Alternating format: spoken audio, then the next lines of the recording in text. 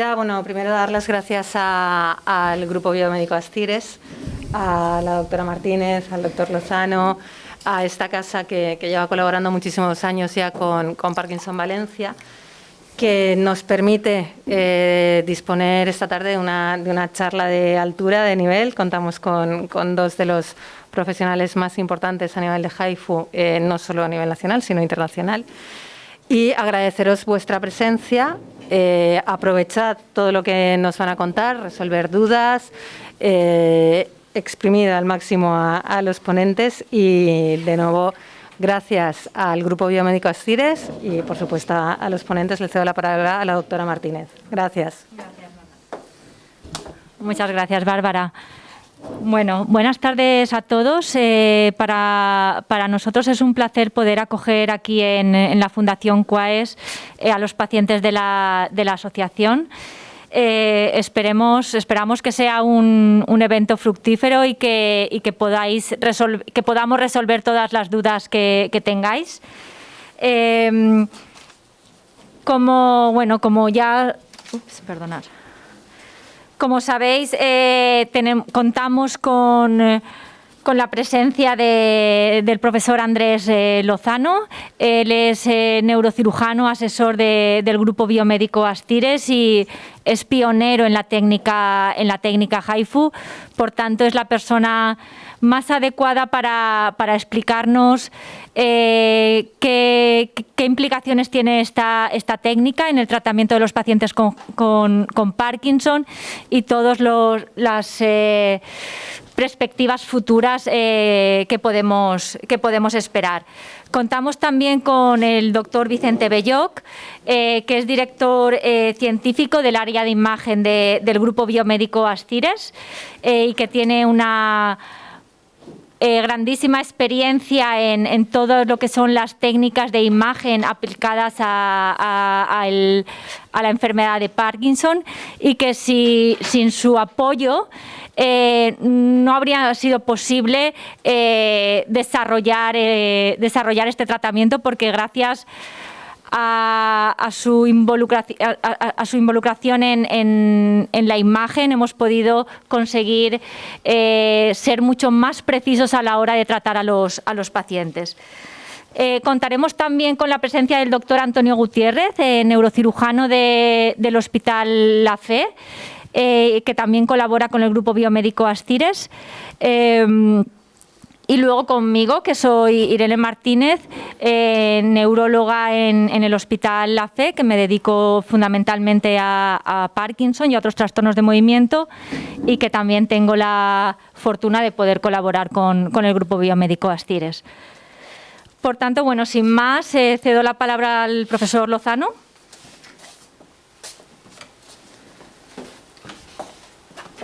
Muchas gracias, Irene. Bueno, yo soy español, pero vivo en Canadá y estoy en Canadá desde que tuve 2 años. Entonces vengo a España una vez al año o 2 y vengo sobre todo para practicar el español, porque no hablo mucho, pero me encanta venir y poder practicar. Bueno, ese proyecto es interesante. Empezamos con este proyecto en Toronto ya hace 8 años. Del HIFU, y me acuerdo un día recibir una llamada de Valencia, doctor Vicente Belloc y señor Saus llamaron y dijeron: mira, que estamos entendiendo que estás haciendo algo un poco extraño en Toronto, estáis haciendo algo con ultrasonido, ¿podemos venir a ver? Digo, pues sí, encantado. Y cogieron el avión y vinieron a Toronto y vieron esto y parece ser que se interesaron un poco a esto y aquí estamos, ¿no? Entonces esa es la historia de cómo empezó esto. Entonces vamos a hablar sobre todo sobre el ultrasonido focalizado en los trastornos de movimiento, sobre todo en la enfermedad de Parkinson, pero también tenemos otra herramienta que se llama el DBS y también creo que es importante de hablar de eso un poco para darle una perspectiva. Entonces, el ultrasonido es una forma de energía, de sonido que penetra el cerebro para crear una lesión. Y el problema con el cerebro es que el cerebro está en una caja que se llama el cráneo. Y el cráneo está lleno de calcio. Y el ultrasonido no penetra muy bien el calcio. 90% de la energía del ultrasonido está captada por el cráneo. Solo pasa 10%.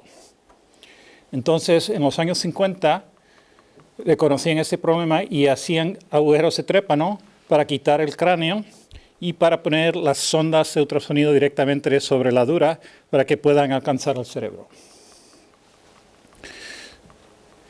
Con el tiempo hemos descubierto que aunque 90% de la energía está bloqueada por el cráneo, si uno pone 1000 fuentes y las enfocas en un punto específico, como si fuera una lupa con el sol, puedes enfocar estas 1000 fuentes en un punto específico para quemar el tejido, para hacer una lesión en el cerebro.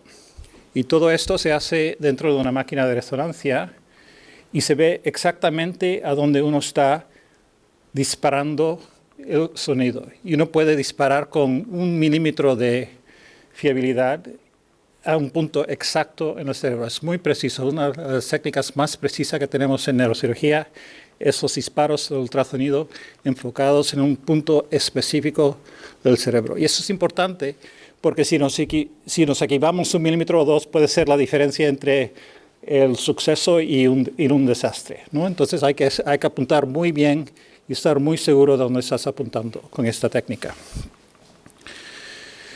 Para hacer este tipo de cirugía, tenemos que cortar el pelo a los pacientes, de momento.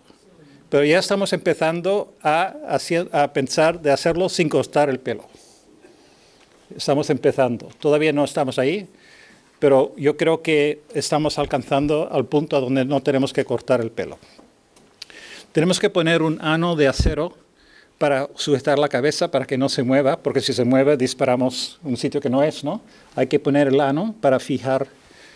Y después hay que poner el paciente en este casco que tiene 1024 fuentes de ultrasonido y hay que disparar, enfocar todas esas fuentes a un punto específico en el cerebro y disparamos en el centro del cerebro que se llama el tálamo, a donde se produce el temblor. Y el objetivo es destrozar estas células que son responsables para producir el temblor. La destrozamos con el ultrasonido. A medida que disparamos, podemos medir la temperatura del cerebro porque la resonancia magnética tiene esta propiedad que es muy exacta para medir la temperatura del cerebro. Y aquí, por ejemplo, tenemos una zona en el tálamo de 2 milímetros por 2 milímetros, a donde la temperatura alcanza hasta 60 grados centígrados. Y a esa temperatura el tejido se lesiona, se quema el tejido. Ese tejido ya está destrozado porque alcanza hasta 60 grados. La temperatura normal del cerebro es 67, y si alcanzas hasta 60 en 2 milímetros es como un grano de arroz, ¿no? Para daros una idea. Hacemos lecciones un grano de arroz hasta entre un grano de arroz y un garbanzo. Entre esas son las dimensiones, ¿no? Y con eso destrozamos las células que producen el temblor. ¿Okay? Entonces tenemos que disparar exactamente a donde están esas células para quemarlas y para producir este efecto sobre el temblor. Aquí vemos en la resonancia que se ha hecho el día mismo. Aquí vemos, por ejemplo, no se ve el cursor, pero vemos que hay en el lado, en la pantalla del lado izquierdo, se ve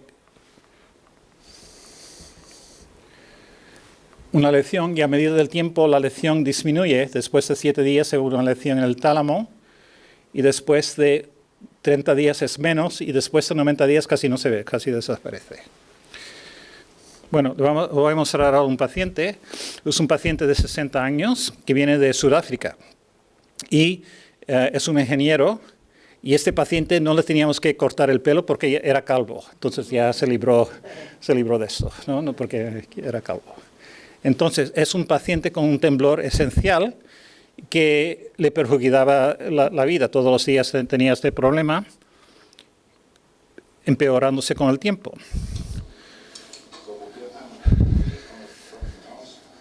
Entonces, ven el temblor que tiene este hombre.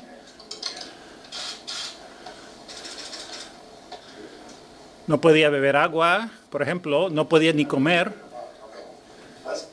No podía escribir su nombre, por ejemplo, porque él tenía un temblor bastante significante. Entonces, entra en la resonancia, le hacemos disparos. Cada disparo es 10 a 15 segundos y el efecto es inmediato.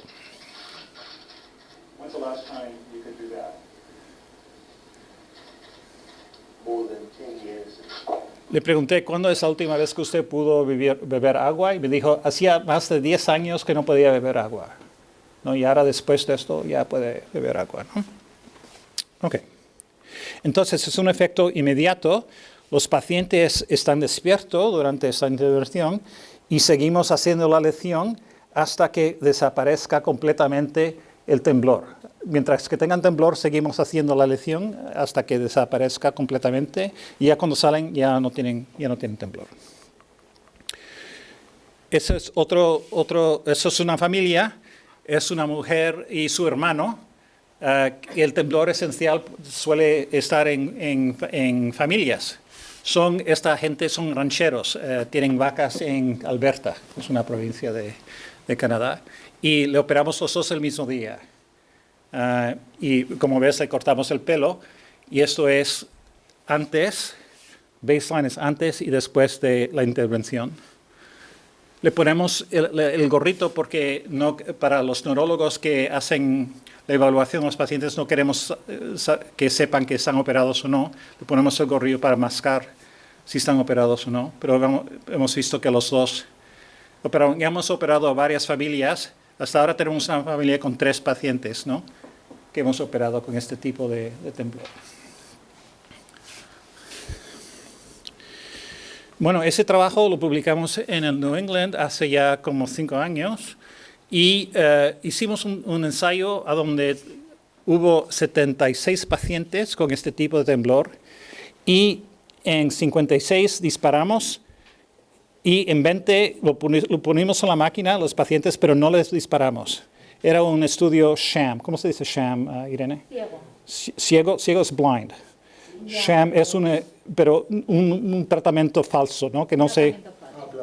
Un tratamiento placebo. Entonces, 76 pacientes entran, a 56 operamos de verdad, a 20 pacientes, un placebo.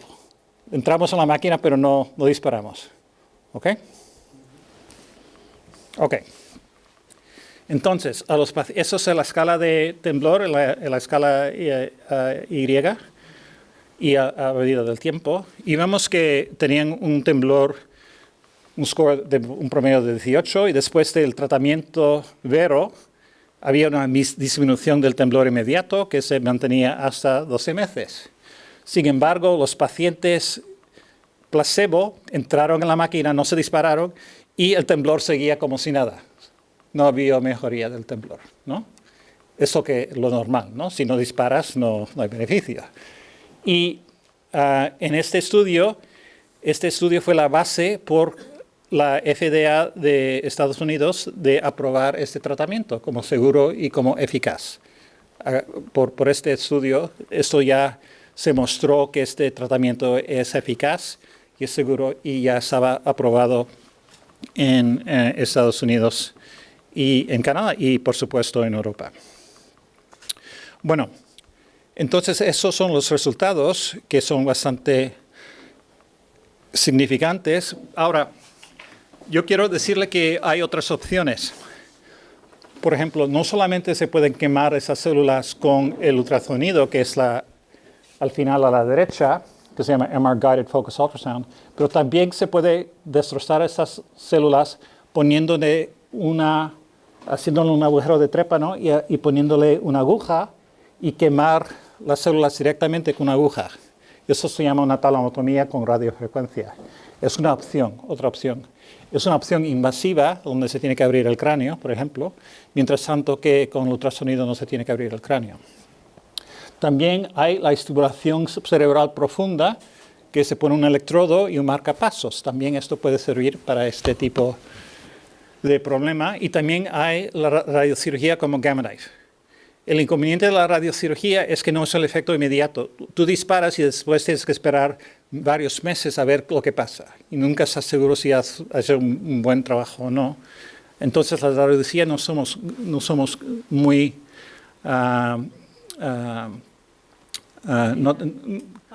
partidarios de esto, porque los problemas que tiene. Pero hay que saber que no solamente hay el ultrasonido enfocado, pero sino hay otras opciones, ¿no? Otro problema que ocurre es que el temblor es un problema que afecta no solamente una mano, pero dos manos.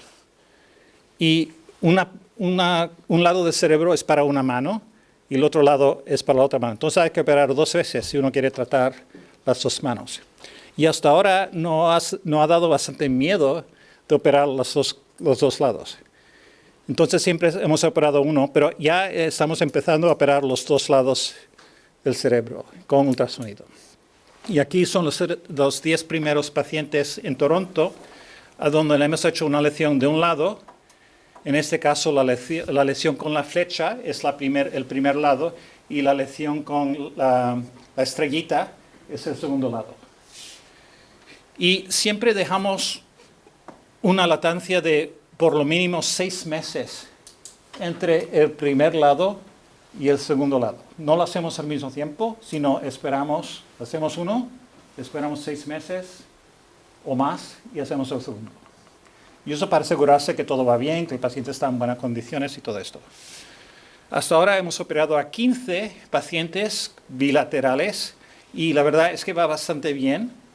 La segunda lesión la hacemos un poco más pequeña y también cambiamos la diana un poco, la subimos un poco, y eso para evitar problemas del trastorno del caminar. Pero hasta ahora va bastante bien. Yo creo que en el futuro se va a poder tratar las 2 manos de manera bastante segura en esos pacientes con temblor. Le voy a mostrar por aquí en este ejemplo, por ejemplo, al principio, antes de que el paciente fue tratado, tenía temblor en las 2 manos, está haciendo la espiral, por ejemplo, la espiral derecha e izquierda, y se ve que está muy mal. Después se trata la mano derecha, haciendo la operación en el lado izquierdo del cerebro. La mano derecha escribe bien ahora, aquí en el medio, sin embargo, el lado izquierdo sigue mal. Y después se trata el lado izquierdo también, y ya se ven que están los 2 lados bastante bien, ¿no? Y eso ya muestra que se puede tratar los 2 lados del cerebro.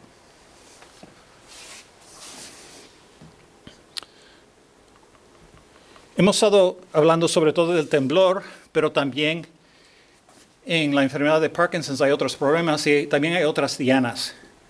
Y hay varias dianas en el cerebro, tales que el tálamo, el núcleo intermedio del tálamo, que hemos hablado ahora, el globo pálido, el núcleo subtalámico, las vías palidotalámicas también se pueden tratar. Y son otras dianas que se están empezando para el Parkinson's, o la enfermedad de Parkinson's. Entonces aquí, por ejemplo, hay un ejemplo de una palidotomía que hemos hecho para tratar las diskinesias en un paciente con Parkinson's. Aquí un grupo de Suecia está haciendo palidotactrotomías para tratar también la enfermedad de Parkinson's. Un grupo en Madrid está tratando la enfermedad de Parkinson's haciendo subtalamotomías, otro núcleo, que también es posible tratar. Pero en general, los pacientes con Parkinson's, la mayoría de ellos no tienen ultrasonido, pero sino tienen exhumación cerebral profunda.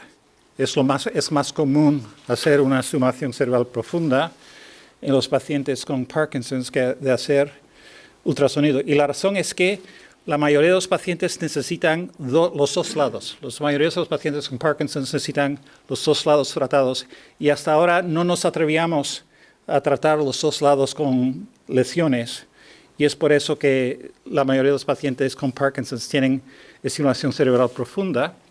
Es una cirugía que consiste en introducir un electrodo en el cerebro y después ese electrodo va debajo de la piel, de la piel y hasta alcanzar un marcapasos que se lleva debajo de la piel también aquí abajo. Son las pilas en estas marcapasos, pueden durar 3 o 4 años y dan una estimulación continua para estimular las neuronas del cerebro. Y el neurólogo está en cargo, doctor Martínez, por ejemplo, se encarga de esto, de escoger qué es la dosis de estimulación necesaria para este paciente. Cada paciente necesita una dosis diferente y el neurólogo está en cargo de escoger qué es la dosis de electricidad que le corresponde a ese paciente.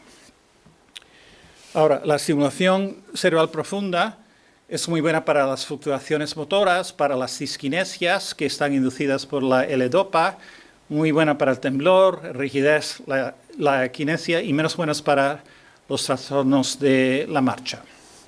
Ahora le voy a mostrar en un vídeo lo que quiero decir con esto. Un paciente parkinsoniano, le voy a mostrar las 3 etapas.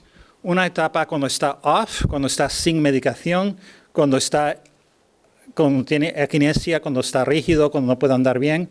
Otra etapa cuando está on, cuando está funcionando bastante bien. Y otra etapa, la tercera etapa, es cuando está on, pero tiene diskinesias producidas por una sobrecarga de la dopamina, de levodopa. Vamos a ver si funciona. Entonces, es un paciente que tiene 70 años, que ahora está sin medicación. Vemos que tiene una silla, un scooter eléctrico, tiene un temblor, tiene problemas con andar, tiene problemas con iniciar andar, tiene la postura en flexión,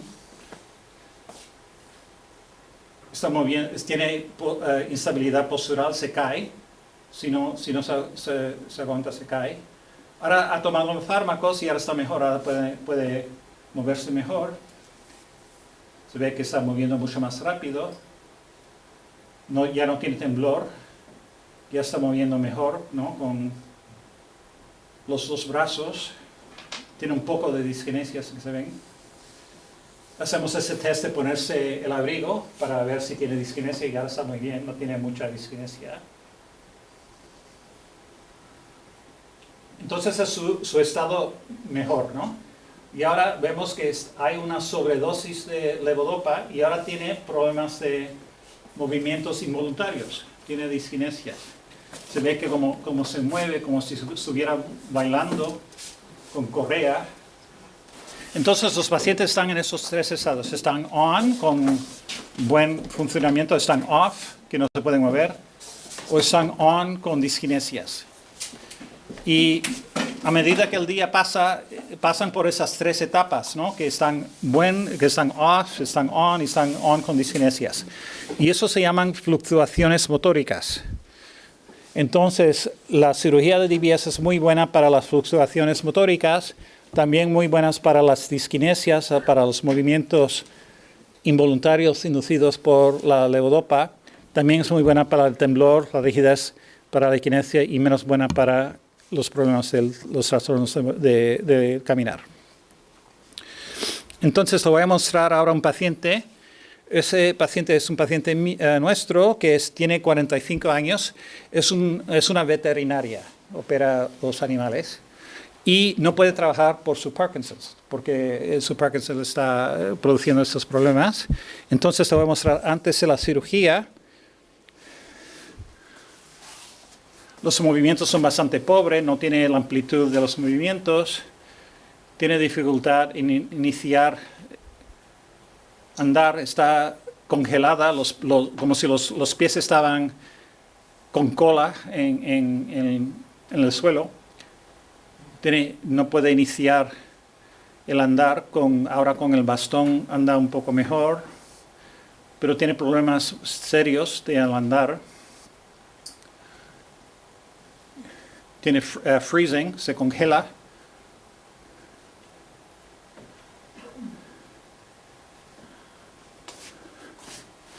Y uno se da cuenta que si uno está en este estado 3 o 4 horas al día, uno no puede trabajar. No puede trabajar de veterinario ni de nada, ¿no? Porque es demasiado difícil.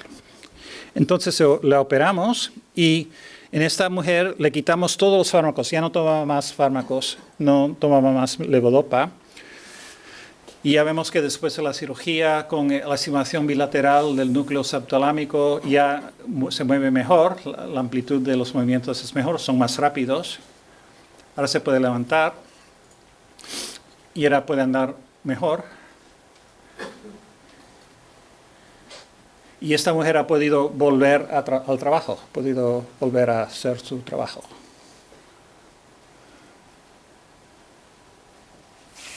¿Ok? Bueno, pues en resumen, hemos hablado de dos terapias. Hemos hablado del ultrasonido y hemos hablado de la cirugía de la estimulación cerebral profunda.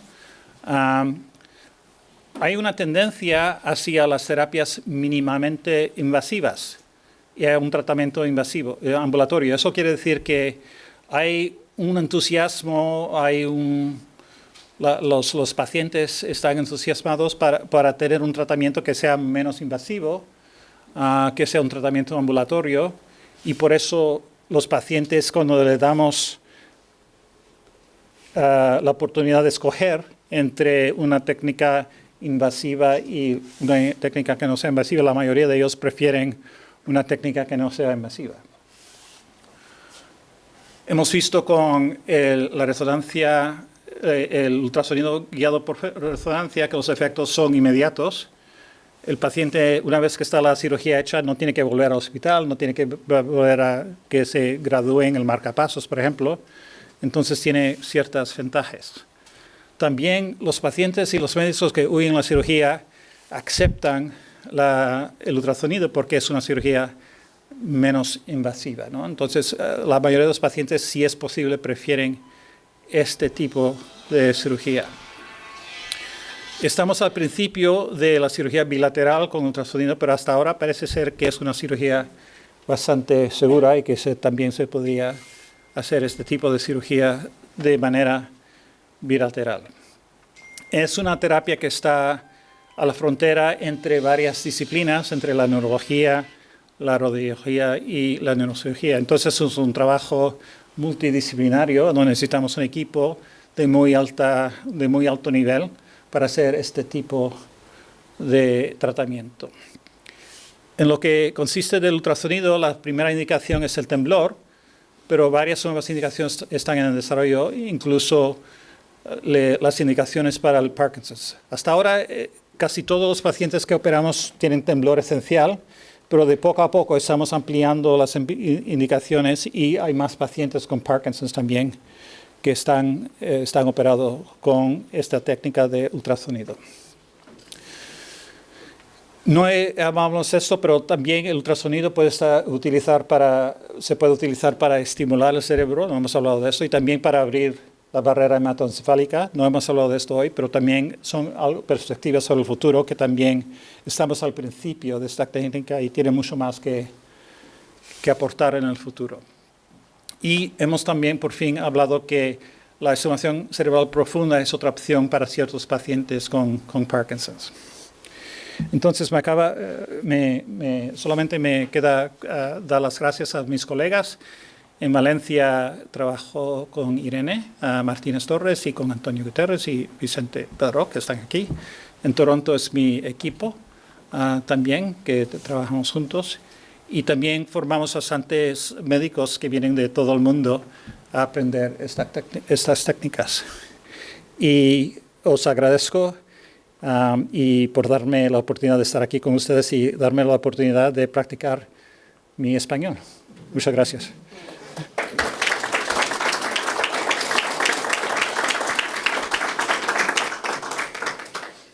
Gracias, Andrés. Nosotros también queríamos agradecer toda la ayuda que hemos recibido del profesor Lozano para poder emprender este proyecto, que ya gracias a él ya hemos podido operar a más de 80 pacientes con temblor, algunos de ellos con temblor esencial y algunos de ellos también con temblor de Parkinson. Y bueno, pues con su apoyo también hemos ido progresando para aplicar los ultrasonidos no solo a la zona del tálamo, que es la que mejora el temblor, sino también a otras zonas del cerebro que permiten mejorar también lo que es la rigidez y la lentitud de movimientos. Y por tanto, conforme tengamos más evidencia de que esto es así, podremos ir ofreciendo el tratamiento a un mayor número de pacientes. ¿Alguna pregunta de los asistentes? ¿Sí? Y yo quisiera saber si este método no invasivo por ultrasonido, que yo sé que lo hace el doctor Obeso aquí en Móstoles, en Madrid, en España, ¿valdría para mi mujer? Es todo lo que yo quiero saber. Voy a contestar yo porque es un tema más neurológico. Sí, efectivamente, más que neuroquirúrgico. Es un parkinsonismo atípico, la degeneración corticobasal, que lamentablemente hoy por hoy no tiene tratamiento, y que los tratamientos que disponemos para intentar mejorar algo los síntomas tienen un efecto muy limitado, y que los síntomas generalmente que más incapacitan al paciente, como pueden ser los problemas para tragar, la inestabilidad para caminar o los agarrotamientos, tienen una respuesta, como he comentado, muy limitada a los tratamientos, o incluso a veces ninguna. Yo llevo bastantes pacientes con degeneración corticobasal y entiendo que es muy frustrante tanto para el paciente como para el cuidador tener que lidiar día a día con estos problemas y además no ver una esperanza, ¿no? Pero también es muy importante que entienda que es fundamental que los médicos no creemos falsas expectativas a los pacientes, y que cuando hay una enfermedad que lamentablemente no tiene tratamiento, pues nuestra obligación es informar a los pacientes, y sobre todo es muy importante que usted esté bien informado para que no haga un periplo por sitios y gaste dinero en cosas que no le van a aportar nada. Yo entiendo la desesperación en la que se pueden encontrar, y no es el único caso. Es decir, yo lamentablemente me encuentro con muchas familias en esta situación. Esta técnica de los ultrasonidos no sirve para la degeneración corticobasal. En general no sirve para los parkinsonismos atípicos, ¿vale? Se podría aplicar puntualmente en algún parkinsonismo atípico con un problema muy concreto, como por ejemplo en donde predominara una contracción o un agarrotamiento de una extremidad. Se podría a lo mejor plantear, pero siempre con unos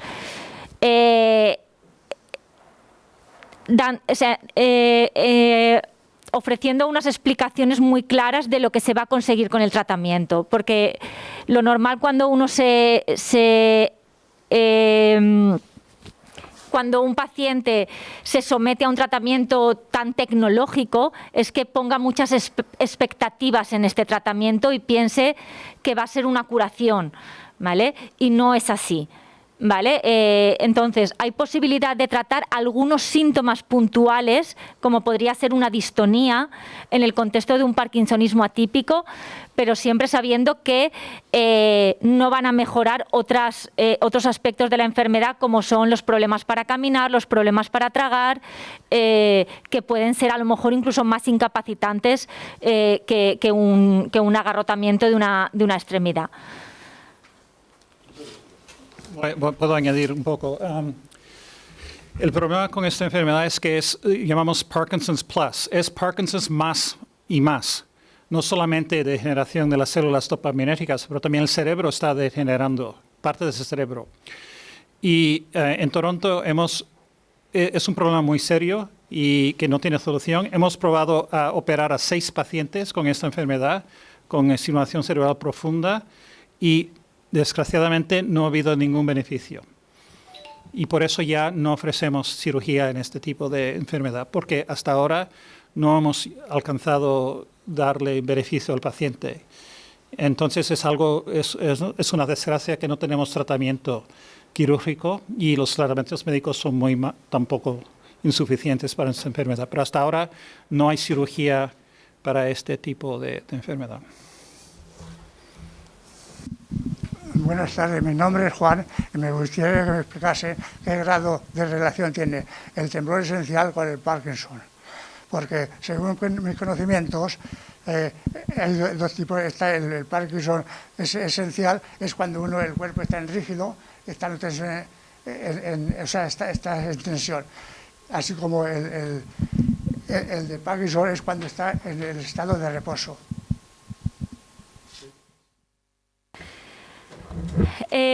Bueno, primero respecto a la relación de las dos, son dos enfermedades distintas, ¿vale? El temblor esencial es una cosa y la enfermedad de Parkinson es otra. Hay algunos pacientes con Parkinson que tiemblan y hay otros pacientes con Parkinson que no tiemblan. No obstante, el temblor esencial es una enfermedad muy frecuente en la población y la enfermedad de Parkinson también es relativamente frecuente, con lo cual hay veces que en un mismo paciente puede tener las dos cosas, ¿vale? Pero bueno, en pacientes que tienen Parkinson y pacientes que tienen temblor esencial, hay unas diferencias entre esos temblores, como bien decía usted. El temblor del Parkinson suele ser más bien un temblor que predomina en reposo, cuando el paciente está relajado, y el temblor esencial es un temblor que llamamos postural, o de acción, que es cuando el paciente va a hacer algún movimiento. Por tanto, generalmente el temblor esencial, cuando es severo, suele ser bastante incapacitante porque el temblor lo tienen cuando van a hacer algo, ¿vale? Mientras que el temblor del Parkinson, que predomina en reposo, es más raro que interfiera con las actividades, con la manipulación, porque cuando el paciente mueve la mano, el temblor mejora. No obstante, hay veces que se pueden combinar en pacientes con Parkinson que tengan tanto temblor de reposo como temblor para realizar una acción.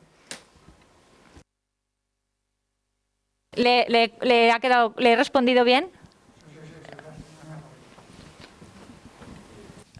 Doctor Lozano, usted dijo que cuando usted han disparado, después de 12 meses hay una baja que se ve, pero después de 12 meses puede volver y usted puede reiniciar el lanzamiento de las... Usted está preguntando cuánto dura el tratamiento. Sí, porque el efecto de beneficio. Usted mostró un gráfico que se veía una amelioración muy neta, pero después a los 12 meses subía un poco. ¿Y entonces se puede volver a hacer? Sí. Entonces, hasta ahora tenemos un 5% de los pacientes que tienen recidivas después de un año, o quizás menos, después de un mes o dos. Al principio haces la operación y el temblor desaparece completamente, pero después de un mes el temblor reaparece en un 5% de los pacientes. Estamos a 400 pacientes, entonces quiere decir que hay unos 20 que el temblor ha reaparecido. En esos pacientes, la mitad de ellos estaban insatisfechos y se querían reoperar. Y en esos pacientes le hemos reoperado.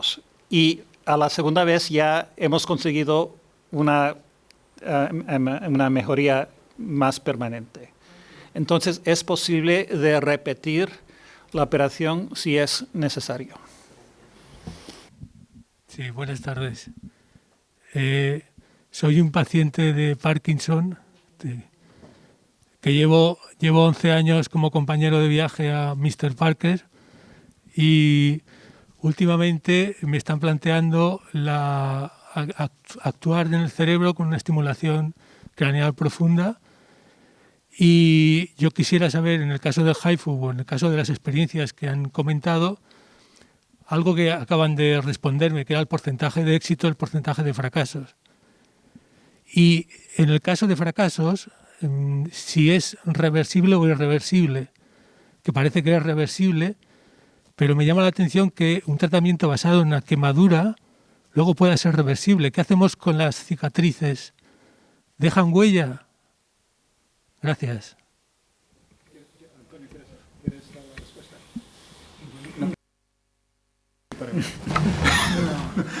No, realmente es una pregunta muy interesante, porque cuando se realiza el proceso de sonicación, como ha explicado el doctor Lozano, hay un proceso en el que se produce una inflamación local, las neuronas empiezan a sufrir, pero no mueren. Pero en ese momento las neuronas no funcionan bien y por tanto podemos nosotros detectar que esa región es idónea para el tratamiento. Cuando ya alcanzamos la temperatura adecuada, que es en torno a ese umbral de los 55 grados, ya se produce una destrucción tisular. Esas neuronas han muerto. Y por tanto, consideramos que hemos alcanzado una estabilización de la funcionalidad. Eso es en teoría. Nuestro cerebro es muy complejo. Hay reorganizaciones, no neuronales, pero sí de otros elementos celulares que están ahí. Y en un momento determinado puede reactivarse el cuadro de temblor porque hay una respuesta reactiva de ese cerebro. Lo que no sabemos, y ni siquiera lo sabe el doctor Lozano, ¿cuál es el volumen ideal de tratamiento? Porque yo estoy seguro que cada paciente, cada cerebro tiene su volumen ideal. Como ahora el doctor Lozano lo terminará de puntualizar. Por lo tanto, sí se puede explicar que haya una remisión de los síntomas que puede durar unos meses y después reaparecer el temblor. Eso es inevitable, eso es estadística.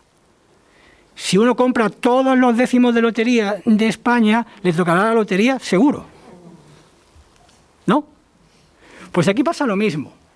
Hay que confiar en que el porcentaje de pacientes que van a mejorar es lo suficientemente atractivo para que esta técnica sea atractiva. En todas las circunstancias hay problemas. Por lo tanto, nosotros en nuestro grupo tenemos una máxima. El tratamiento debe de ayudar al paciente. No podemos quitarle el temblor a cualquier precio. Y a veces el precio que se pueda pagar con un tratamiento agresivo puede derivar en unos daños colaterales que son inaceptables. Por tanto, nos ha ocurrido en pacientes, incluso con un discreto temblor residual, que desde el punto de vista de su vida diaria les mejora muchísimo, pero que ese paciente no puede someterse a una mayor cantidad de energía. Por tanto, hay que buscar ese equilibrio. Y yo creo que de alguna forma he intentado explicar por qué a veces, cuando hay una respuesta maravillosa del paciente, a los meses reaparece otra vez el temblor. Y pensemos otra cosa. La diana, el punto de estimulación cerebral, de tratamiento, es unilateral, pero el cerebro es bilateral. Hay una reorganización funcional del cerebro. Y a veces ocurre que el otro lado del cerebro empieza a tener una respuesta hiperactiva. Probablemente porque anteriormente no le dejaba el cerebro que hemos tratado. Todo es mucho más complicado. Pero quedémonos con visión final. Es útil en un porcentaje que supera el 90%. Yo creo que eso es muy atractivo. Cualquier fármaco que nos lo vendiera, que diera esos resultados, lo compraríamos inmediatamente. Sí, yo quería añadir que la fibrosis en el cerebro no es igual que en otras partes del organismo. Y eso también es una ventaja. O sea, no se producen células fibrosas, no se altera tanto la anatomía. Tenemos encefalomalacia y gliosis. Si es necesario volver a tratar el cerebro, no vamos a tener los problemas que pudieran ocurrir en otras áreas de la anatomía humana. Y tenemos técnicas de imagen que nos permiten localizar y volver a tratar certeramente el área. Quiero decir que tampoco nos debe de preocupar mucho si es necesario volver a tratar. No tenemos tantos problemas como en otras áreas del cerebro. Tengo Parkinson desde hace 8 años. Estoy con la doctora Irene, con Irene Martínez. Y mi pregunta es, ¿cuáles son los parámetros en los cuales yo tengo que moverme para decidir cuándo debo utilizar una de estas dos técnicas, o el IFU o la estimulación profunda? ¿Y cómo decido yo cuándo es el momento de dejar la medicación? No sé, porque según he leído antes se utilizaban estas técnicas cuando el Parkinson era avanzado. Pero, por ejemplo, a mí me lo están proponiendo ya. Ya no cuál decido, porque los pros y los contras habrá que valorarlos, sino que cuándo decido yo. Ya sé que Irene tendrá mucho que ver y tendrá que decidir también por mí y ayudarme. Pero ¿cuándo es el momento adecuado? Bueno, en principio el término de Parkinson avanzado es un término bastante amplio, por así decirlo. Podemos tener un paciente avanzado desde el punto de vista motor, podemos tener pacientes con deterioro cognitivo y entonces ya se considera avanzado. Es decir, es un término un poco amplio e inespecífico a la hora de decidir solamente en base a ese término el tratamiento neuroquirúrgico. El momento de aplicar la estimulación cerebral profunda, que es generalmente el tratamiento que se prefiere para los pacientes con Parkinson, especialmente cuando tienen una afectación de los dos lados del cuerpo, es el momento cuando el paciente cuando la medicación no es capaz de controlar bien los síntomas del paciente, ¿vale? Todos sabéis, todos los que estáis aquí lo sabéis mejor que nosotros, que tenéis momentos buenos en los que la medicación funciona muy bien y momentos malos, ¿vale? Esto ocurre porque conforme avanza la enfermedad, el efecto del Sinemet o el Madopar se va acortando, ¿vale? Entonces, lo que al principio duraba 8 horas, luego pasa a durar 6, luego notáis que a las 4 horas ya necesitáis otra dosis, luego son 3 horas. Entonces, cuando ya se han producido esos momentos de estar bien y mal, esas fluctuaciones motoras que llamamos, y no podemos controlarlas de una forma adecuada ajustando la medicación, ese es el momento de aplicar, digamos, el tratamiento de estimulación cerebral profunda. Pero sobre todo hay que valorar que los síntomas del paciente, o sea, estos tratamientos deben ofrecerse antes de que la vida profesional y la vida social del paciente se deteriore, ¿vale? Entonces, esto puede ser un poco distinto en cada paciente, ¿vale? Hay pacientes muy activos todavía trabajando que tienen unos niveles de exigencia distintos a un paciente que no trabaja, ¿vale? Entonces, el sistema tendría que intentar adaptarse a estas necesidades de los pacientes.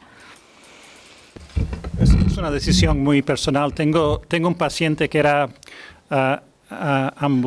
trabajaba en una ambulancia, como conductor de ambulancia, y él iba a ver los pacientes y tenía un temblor así, ¿no?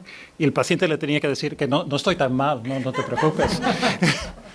Pero y se operó porque los pacientes estaban preocupados de él, ¿no? También tengo un paciente que es un cirujano, que también no, las enfermeras decían, "Ore, pero ¿qué le pasa? ¿No? Que está temblando". Y lo operamos y volvió a operar, ¿no? También tengo pacientes que son abogados que van delante de un juicio y están temblando y no se encuentra bien, ¿no? Entonces tienen síntomas que no son muy graves, tienen un temblor, sin embargo le perjudica enormemente de manera profesional, ¿no? Entonces también lo que ocurre también es, en inglés se dice, hay un costo de la oportunidad, el costo de faltar la oportunidad. Por ejemplo, hay pacientes que tienen Parkinson's y le ofrecen un puesto importante en otra ciudad, pero no toman el puesto porque saben que tienen Parkinson's y el porvenir que tienen y no están empleados a su capacidad máxima, ¿no? Entonces hay un costo de la oportunidad de tener la enfermedad. Entonces yo quiero que los pacientes operen antes que lleguen al punto a donde van a perder el empleo, antes que lleguen al punto a donde están perdiendo oportunidades con la familia, oportunidades sociales. Yo creo que es importante porque la cirugía le puede ayudar. Y es un costo muy grande, que no hablamos de esto, ¿no? Pero es un costo muy grande, el costo de la oportunidad, de las oportunidades que uno pierde por tener esta enfermedad. Y hemos visto, por ejemplo, la paciente que le he mostrado que era veterinaria, ¿no? Que ha podido volver a su trabajo y no podía trabajar esta mujer, ¿no? Pero sin embargo ha podido trabajar muchos años después, ¿no? Porque con la cirugía ha podido restablecer su trabajo, ¿no? Eso es algo importante. Es una decisión individual, pero de más y más con el tiempo, porque la cirugía es bastante segura. Decimos a los pacientes que hay entre el 1 y 2% de una complicación grave con la cirugía, que es pequeño. Si le quitamos el apéndice a alguien, también le decimos el 1 o 2%, ¿no? Entonces, cualquier cirugía tiene un 1 o 2% de complicaciones graves. Sin embargo, la mayoría son muy importantes y pueden cambiar la vida y las perspectivas de los pacientes cambian después de la cirugía. Quería hacer esta pregunta así, porque yo soy un paciente que tiene un Parkinson bastante leve, llevo 11 años y llevo un tratamiento con Mirapexin y me lo quieren cambiar o me lo van a cambiar por parches. Estos unos parches que llevan, no sé cómo se llama el medicamento. Entonces quiero saber, el cambio es porque tengo algunas veces piernas inquietas y entonces me dicen que el tratamiento con parches que puede ir mejor. ¿Es conveniente que quite el Mirapexin y pase a los parches o cómo? Yo verdaderamente el problema que tengo con la enfermedad no es bastante llevadero y es que a veces cuando tomo el Sinemet y me llega la hora de tomarlo, pues noto un poco piernas inquietas, como esto de no estar quieto en ningún sitio, pero que me pongo a andar y se me pasa esta situación. O sea que es una situación leve y que la corrijo haciendo ejercicio. Entonces mi pregunta es si yo debo de dejar de tomar el Mirapexin, que tomo una pastilla de 0,26 miligramos al día, por estos parches que tienen otra composición, y no sé. Bueno, los dos fármacos que comenta, el Mirapexin y el parche, en realidad son fármacos de la misma familia, ¿vale? Y los estudios muestran que son igual de eficaces para el Parkinson, ¿vale? Sí que es verdad que el parche, que se llama Neupro, rotigotina, tiene quizá más estudios hechos sobre piernas inquietas, con lo cual hay mayor evidencia publicada. Esto no quiere decir que el Mirapexin no lo haga, simplemente que no lo tiene publicado, ¿vale?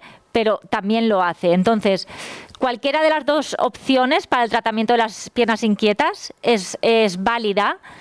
Hay veces que el Mirapexin, si las piernas inquietas predominan por la tarde-noche, es aconsejable, por ejemplo, tomarlo por la tarde en vez de por la mañana, ¿vale?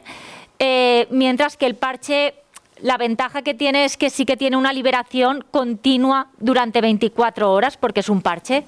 Pero mi ¿vale? problema, Entonces, lo que yo quiero saber es que al leer el prospecto del medicamento veo que vienen unas complicaciones de arritmia cardíaca, de una serie de problemas de hipertensión y claro, si a lo mejor yo para corregir un problema leve cambio de medicación y resulta que me cojo un problema de arritmia cardíaca o un problema de hipertensión que hoy por hoy lo voy superando, pues yo me estoy planteando no hacer el cambio del tratamiento. Los efectos secundarios son los mismos en las dos medicaciones, muy parecidos, ¿vale? Sí que es verdad que hay algunos pacientes que les puede sentar mal el Mirapexin y no el parche, o al revés, pero como son fármacos de la misma familia, los efectos secundarios son muy parecidos. Si se lee el prospecto del Mirapexin, se quedará con las mismas dudas. Es decir, cualquiera de las dos opciones son válidas. Simplemente que a lo mejor en el caso del Mirapexin tendrían que cambiar el horario de administración, sí. Pero que el parche es una opción perfecta también para las piernas inquietas. Por la noche, una pastilla por la noche. El Mirapexin, la pastilla la tomo por la noche.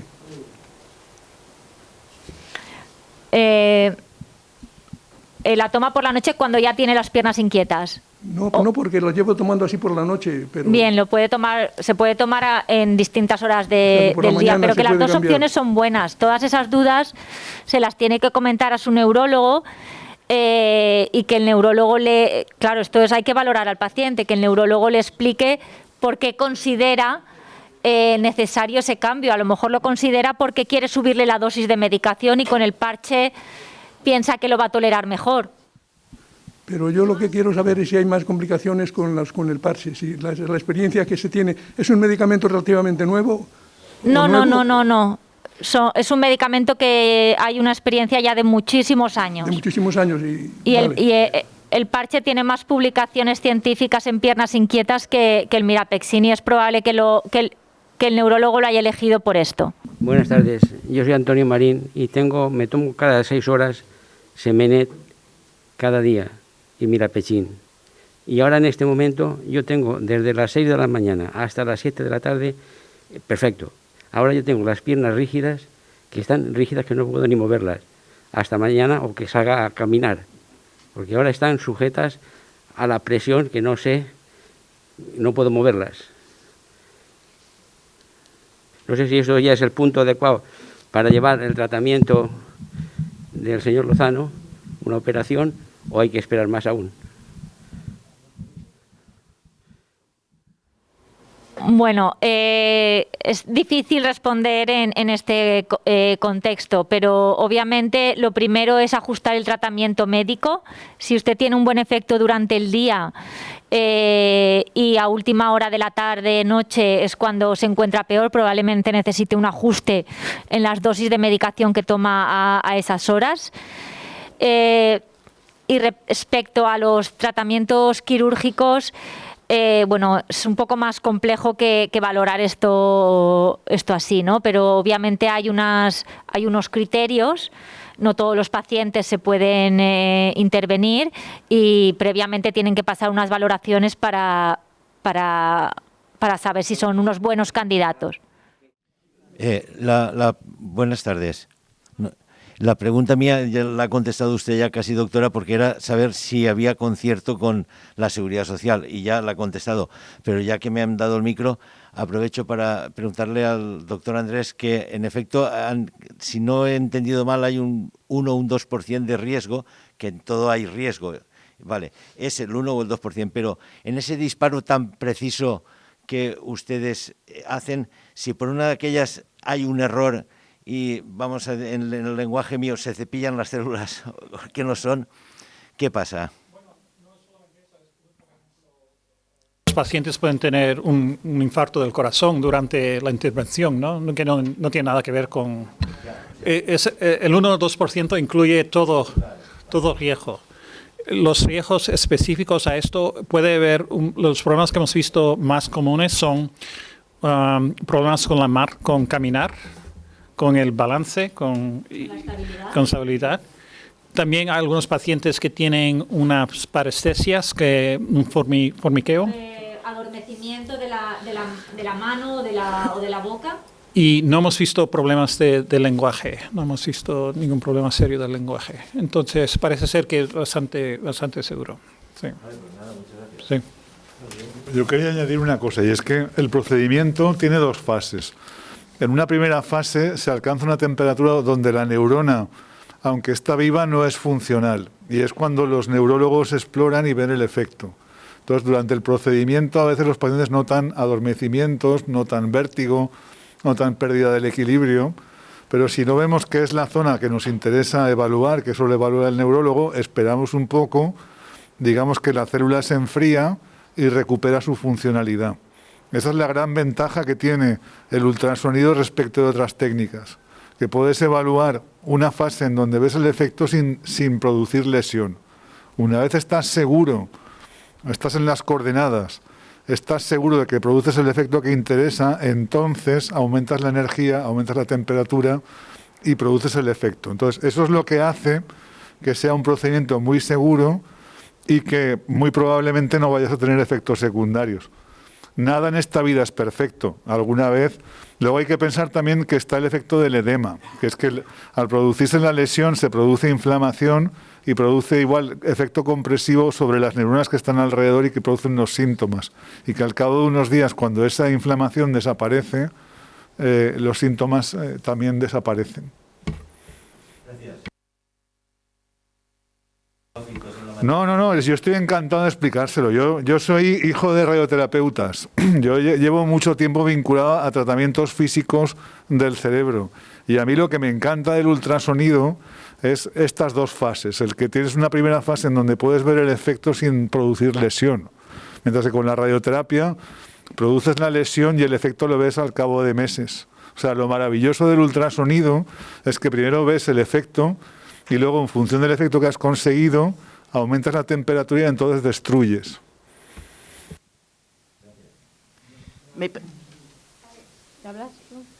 ¿Me permite una cuestión un poco tontita? ¿Cuáles son los avances de saber de dónde viene la enfermedad? Yo sé que casi es imposible de contestar, pero ¿se recuerda usted? Hace unos años los artículos eran así de grandes en los periódicos, que la Australia hacía una cura de Parkinson con una dosis extrema fuerte durante unos meses, intensiva, con antibióticos. Y después se paró la cosa. Yo intento seguir y se paró la cosa. Hace ya unos meses en los periódicos, incluso de cotidiano, viene que la barriga, siendo el segundo cerebro del cuerpo, Alzheimer, el autismo y Parkinson, podría tener raíces en unas bacterias malísimas, malévolas, dentro de la barriga. Pues yo, si le soy sincero, no tengo ni idea de nada de lo que me dice, ¿sabe? Yo te ayudo. Bueno, sí que es verdad que la enfermedad de Parkinson todavía es, el por qué se produce todavía no se conoce. Se saben cosas que ocurren en el cerebro, aunque hay veces que en algunos casos podemos identificar qué vías del cerebro se han alterado y como consecuencia han producido la enfermedad, pero no sabemos cuál ha sido el desencadenante de que eso ocurra. Todavía esto no se sabe, ¿vale? Hay teorías, hay evidencias que pueden apuntar hacia un mal funcionamiento de las bacterias intestinales, como decías, también teorías hacia distintos malfuncionamientos de las células, sabemos genes que están implicados en la enfermedad, que claramente producen la enfermedad de Parkinson, genes que aumentan el riesgo de tener enfermedad de Parkinson, pero como tal la causa no la conocemos y probablemente no va a ser exactamente la misma en todos los pacientes, porque no es lo mismo un paciente que empieza con Parkinson joven que un paciente que empieza con Parkinson y además mayor, ¿vale? Entonces, en base a lo que se conoce, a las, digamos, a las vías cerebrales que sabemos que se van alterando, se están intentando diseñar tratamientos para intentar mejorar esos aspectos y que no solamente sean tratamientos para mejorar los síntomas, sino que además sean tratamientos capaces de, por lo menos, enlentecer la progresión de la enfermedad, ¿vale? Y hay algunos avances en eso que están en ensayo clínico, pero todavía no hay resultados concluyentes. En la última parte de su respuesta casi me ha contestado lo que yo le iba a preguntar. Es decir, la enfermedad de Parkinson es un poco decepcionante para los que la padecemos. ¿Por qué es decepcionante? Porque parece que vamos detrás de las causas de que aparezca determinado problema. Es decir, no nos anticipamos a resolver el problema. Vamos un poco a rastras, ¿no? De repente te pasa de que duermes poco, después pasa, es decir, lleva una serie de circunstancias en las que parece que el médico va detrás de la enfermedad y la enfermedad es la que va marcando el camino. No es el médico el que va solucionando o cogiendo el camino idóneo para resolver la enfermedad. No sé si me he explicado bien. Sí, se explica perfectamente. Pero estamos en ese punto. En la historia de la medicina hay otras enfermedades en las que nos encontramos así y que luego la propia historia ha conseguido resolver. Por ejemplo, le pongo como ejemplo la tuberculosis. Durante muchísimo tiempo no se sabía la causa, incluso luego se supo la causa, que era el bacilo de Koch, y hasta que se encontró el tratamiento pasó muchísimo tiempo, pasaron varias generaciones de médicos. Yo lamento esta situación de frustración que usted tiene como paciente y que yo como médico también tengo, pero es en donde estamos. Ahora mismo hemos encontrado esta forma de tratamiento, es un tratamiento paliativo, todos los que estamos aquí lo sabemos, pero funciona. Y es lo que les queremos informar y le queremos informar de una manera responsable. Ojalá nosotros pudiéramos llegar a saber la causa de la enfermedad, poder prevenir los síntomas antes de que aparezcan y tratarlos con éxito. Eso yo daría todo lo que tengo para poderlo conseguir. Hola, buenas tardes. Soy Nelo Villanueva, soy el director de terapias de la Asociación de Parkinson. Por cuestiones de aforo ha habido muchos usuarios y usuarias de nuestra entidad que no han podido asistir y entonces les hemos pedido que nos transmitieran preguntas que les fueran de interés, tanto a ellos como a compañeros de otras entidades. Y obviamente se podría resumir en el interés principal era conocer qué avances hay de la técnica HIFU en la enfermedad de Parkinson. Nos han hablado de que hay estudios pilotos que están dando buenos resultados y queríamos conocer un poco cuáles son los resultados de estos estudios pilotos, cuándo consideran que puede ser una técnica viable para abordar la enfermedad de Parkinson y un poco la experiencia en esta técnica y en esta patología. Gracias. Hay varios avances. Por ejemplo, de momento la cirugía toma 2 horas o 2 horas y media, ¿no, Antonio? Sí. Y yo creo que eso se podría reducir a 15 minutos, la cirugía, porque la mayoría del tiempo se dedica a tomar imágenes. Y esto está un poco, Vicente, hay que trabajar en esto, ¿no? Para avanzar esto, porque tardamos mucho en las imágenes y no. Entonces yo creo que esto podría ser un tratamiento que en vez de 2 horas dure como 15-20 minutos. Porque el tratamiento real, a donde se hace la lesión, dura 15 o 20 minutos, ¿no? El resto es imagen. Otro avance es que de momento hay que cortar el pelo, por ejemplo, pero yo creo que en el futuro no será necesario de cortar el pelo para los pacientes, ¿no? Que es otro avance sobre todo. No, pero sí, para algunos pacientes es más problemas que para otros, ¿no? Pero para las señoras suele ser entonces es otro avance. La cuestión de la cirugía bilateral es otro avance, que hasta ahora nos daba miedo de operar de los 2 lados, pero ahora nos atrevemos más a operar de los 2 lados. Y finalmente, las dianas, hasta ahora estamos muy bien con el temblor. Tratamos el temblor que sea parkinsoniano o que sea de temblor esencial o temblor distónico, otros temblores, el temblor estamos muy bien. Sin embargo, los problemas, por ejemplo, de la rigidez de las piernas, los problemas de no poder caminar, todo eso es menos bien tratado con la cirugía, ¿no? Y tenemos que ver qué son las mejores dianas para esto. Son dianas que son seguras. Podemos amplificar los síntomas que pueden estar bien tratados con la cirugía, ¿no? Es a donde estamos. Entonces, yo creo que habrá muchos avances. Hay otros avances que no hemos hablado, pero, por ejemplo, también podemos abrir la barrera hematoencefálica e introducir drogas en el cerebro, drogas que no penetran en el cerebro. Entonces hay pacientes con enfermedades como Gaucher's disease, a donde se puede introducir las proteínas en el cerebro que faltan en esta enfermedad, abriendo la barrera. Entonces es algo para perspectivas para el futuro, ¿no? Pero yo creo que es un campo que se va a desarrollar con mucha actividad en el futuro. Yo quería puntualizar en este tema. En la medicina, como en todas las áreas de la vida, existen las modas, existen tendencias, pero yo es que les quiero transmitir que el uso de los ultrasonidos, los tratamientos cerebrales de los trastornos del movimiento, como se dice ahora, ha venido para quedarse. Si llevamos la friolera solo de 10, 12 años de técnica, y vemos que es una técnica que se está consolidando a nivel mundial. Es decir, no es una moda. Entonces, como ha dicho muy bien el doctor Lozano, ahora estamos en la fase de la perfección. Eso es muy importante.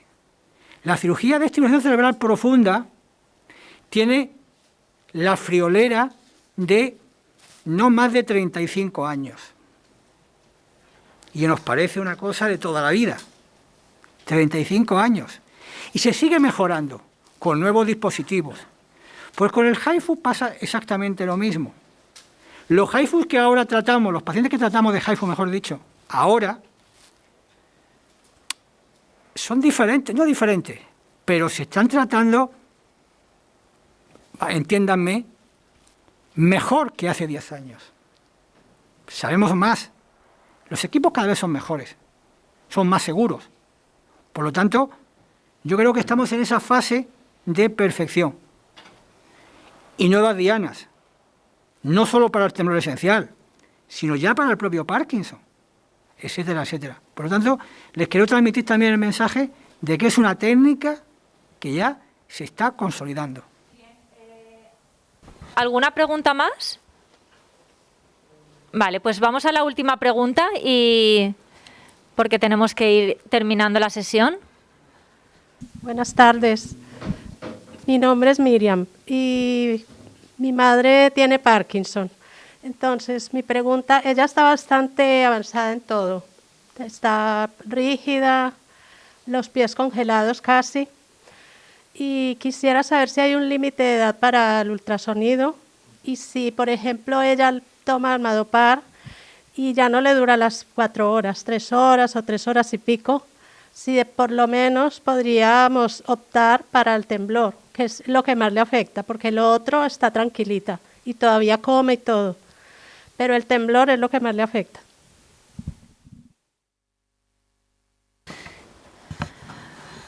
Bueno, realmente la técnica de HIFU es tan segura que no hay un límite de edad establecido, ¿vale? El límite lo ponen la situación del paciente. Hay pacientes que con 80 años están muy bien y pacientes que con 70 años no están tan bien. Tenemos un paciente de 96 años y otro de 95 con temblor, sí, con temblor. Sí. Con temblor, que es distinto. Claro, entonces, si uno de los síntomas más incapacitantes es el temblor, podría valorarse para tratamiento con HIFU. No obstante, hay que tener en cuenta otros aspectos de la enfermedad, como su estabilidad, o sea, como la forma en la que camina, la estabilidad postural, porque si todo esto está deteriorado, habría un riesgo de que todavía se deteriorara más, ¿no? Que es uno de los efectos secundarios que podemos ver con el HIFU y que nos puede limitar el poder aplicar esta técnica a más pacientes, ¿no? Es decir, podría beneficiarse para el temblor, pero hay que obviamente valorarla en el conjunto de su enfermedad. ¿Es hereditario?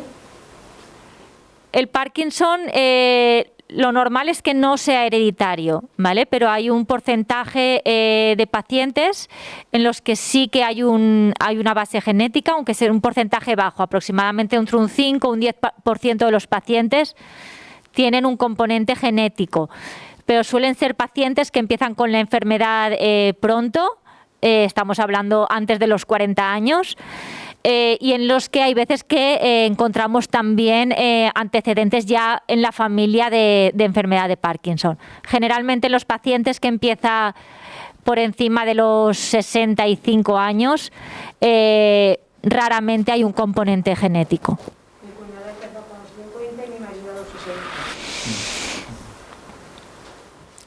Habría que hacer un estudio genético en este caso.